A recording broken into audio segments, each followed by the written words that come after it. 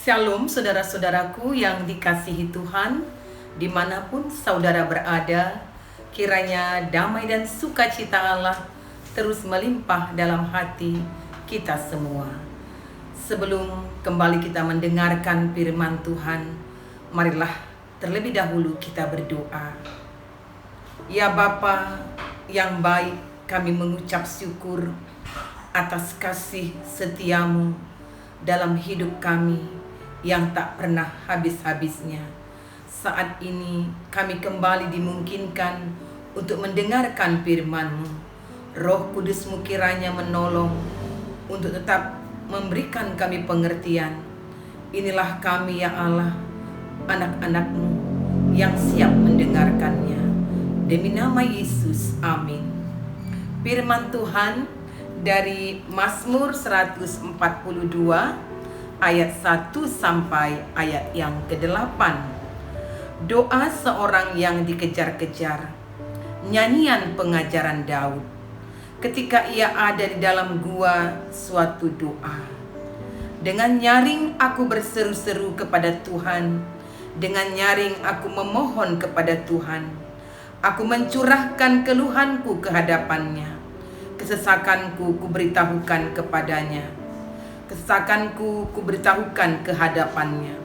Ketika semangatku lemah lesu di dalam diriku, Engkaulah yang mengetahui jalanku. Di jalan yang harus kutempuh, dengan sembunyi mereka memasang jerat terhadap aku. Pandanglah ke kanan dan lihatlah, tidak ada seorang pun yang menghiraukan aku. Tempat pelarian bagiku telah hilang. Tidak ada seorang pun yang mencari aku. Aku berseru-seru kepadamu ya Tuhan. Kataku, Engkaulah tempat perlindunganku, bagianku di negeri orang-orang hidup. Perhatikanlah teriakku, sebab aku telah menjadi sangat lemah. Lepaskanlah aku daripada orang-orang yang mengejar aku, sebab mereka terlalu kuat bagiku. Keluarkanlah aku dari dalam penjara untuk memuji namamu. Orang-orang benar akan mengelilingi aku apabila engkau berbuat baik kepadaku. Saudara-saudaraku yang dikasihi Tuhan kita Yesus, adapun renungan kita pada saat ini, berdoa dalam penderitaan. Lewat Mazmur kita belajar bagaimana kita memahami kehidupan yang penuh dengan penderitaan. Hidup kita silih berganti, ada suka maupun duka.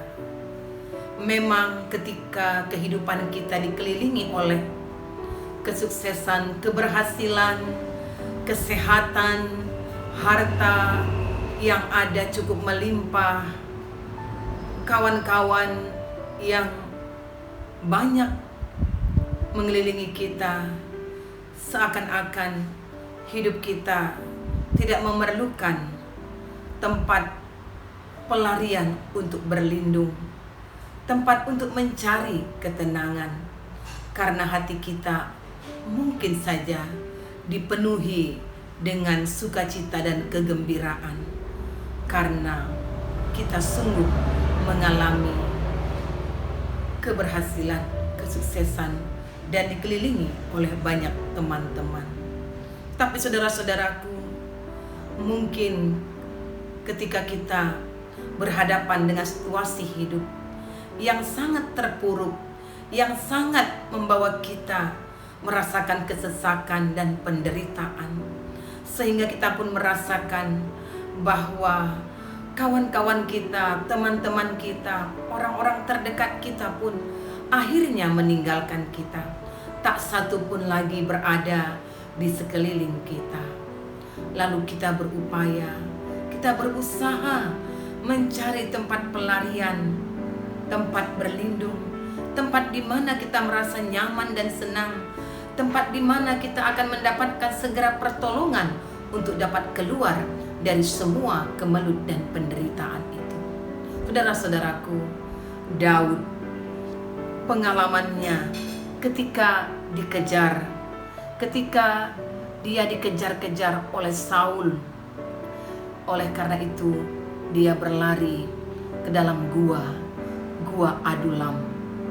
Di sana Daud ingin merasakan untuk lebih aman, untuk merasakan lebih nyaman hidupnya, serta mencari pertolongan. Saudara-saudaraku, dalam Mazmur ini adalah sebuah doa di mana Daud merasakan bahwa ketika dia ada dalam kesesakan, ada dalam kejaran, ketakutan, dan perasaan yang membuat dia merasa sangat sendiri, dia masih mengingat ada satu tempat pertolongan dan perlindungan yang boleh dia dapatkan, yaitu Tuhan. Oleh karena itu Daud berdoa, dan dalam doanya dia katakan di ayat yang ketiga, "Aku mencurahkan keluhanku, aku memberitahukan kesesakanku." Jadi Daud sungguh tahu alamat kepada siapa dia berharap, kepada siapa dia mencari pertolongan, yakni hanya kepada Tuhan, satu-satunya tempat berlindung yang memberi rasa nyaman dan aman. Saudara-saudaraku, Daud juga mengakui ketika semangatnya lemah lesu, ketika semua keadaannya sungguh membuat dia sangat terpuruk, Daud masih mengingat, tetap mengakui bahwa Tuhanlah tempat satu-satunya bersandar. Karena Daud sungguh tahu Allah mengetahui semua keberadaannya. Allah sungguh tahu bagaimana kesesakan hatinya, bagaimana ketakutannya ketika dikejar-kejar oleh Saul dan nyawanya terancam mati. Oleh karena itu Daud sungguh mengetahui, dan oleh karena itu dia hanya menyerahkan hidupnya kepada Tuhan Allah. Saudara-saudaraku, Daud mengakui bahwa sungguh hidupnya diambang kematian. Musuh berada di depan, di belakang, di samping kiri kanannya. Bahkan musuh sangat mengelilingi dia. Oleh karena itu, kemanakah Daud bisa berlari? Oleh karena itu juga dia tahu hanya Tuhan yang akan dapat menolongnya, yang akan menyediakan pertolongan jauh dari apa yang dia pernah pikirkan.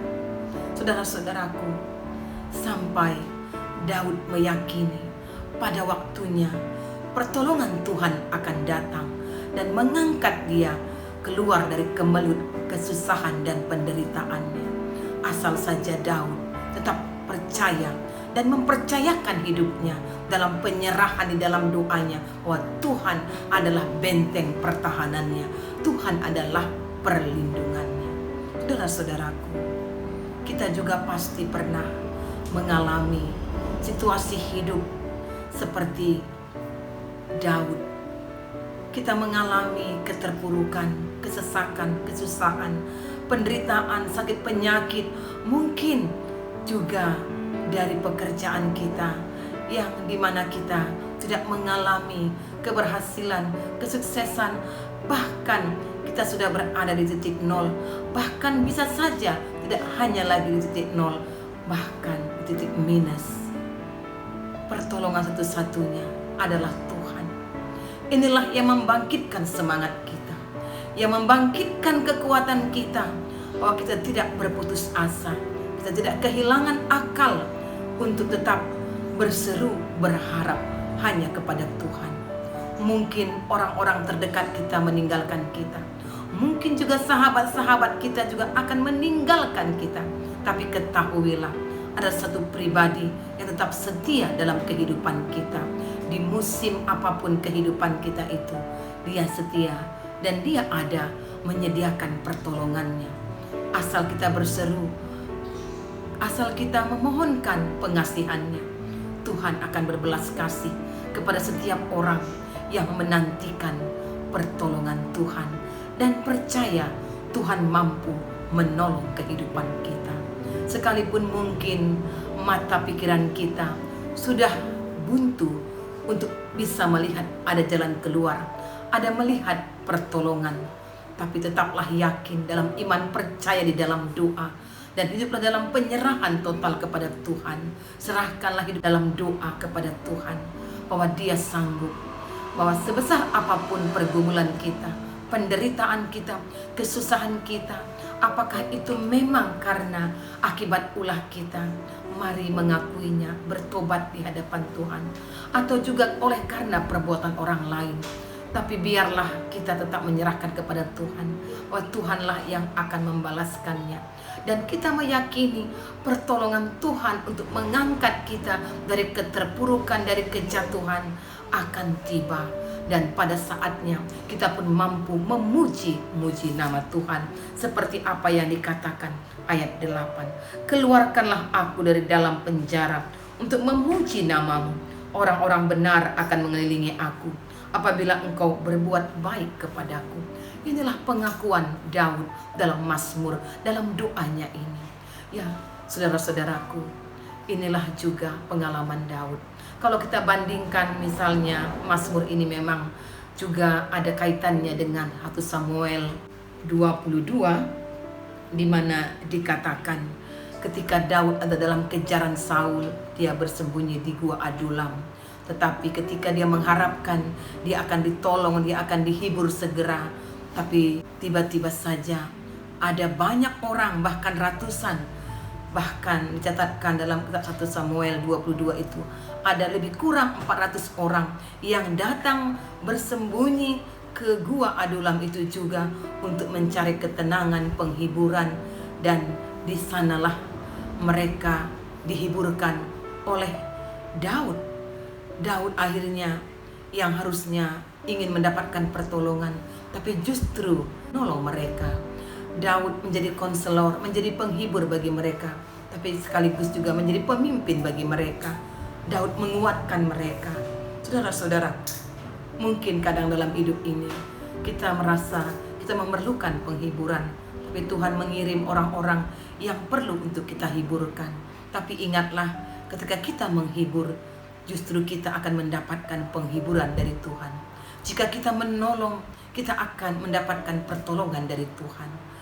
Yang satu hal tidak boleh hilang, apapun persoalan hidup kita, tirulah kehidupan dari Daud. Tetap percaya bahwa ada satu pertolongan, masih ada Tuhan yang mampu membawa dia keluar dari kesusahan dan penderitaannya. Tetaplah berdoa, tetaplah percaya. Marilah kita serahkan hidup kita sepenuhnya kepada pemeliharaan Tuhan yang berkuasa mengasihi kita dalam kesesakan sekalipun dalam penderitaan. Mari berdoa. Terpuji Engkau Allah yang sungguh menguatkan, menghiburkan kami, bahkan menjamin akan pertolongan kepada kami dalam kesesakan dan penderitaan. Tuhan ada. Tuhan ajar kami untuk selalu berseru, berserah kepadamu, karena kami percaya akan kuasa pertolongan-Mu. Dalam nama Yesus, amin. Shalom saudara-saudaraku, Tuhan Yesus memberkati.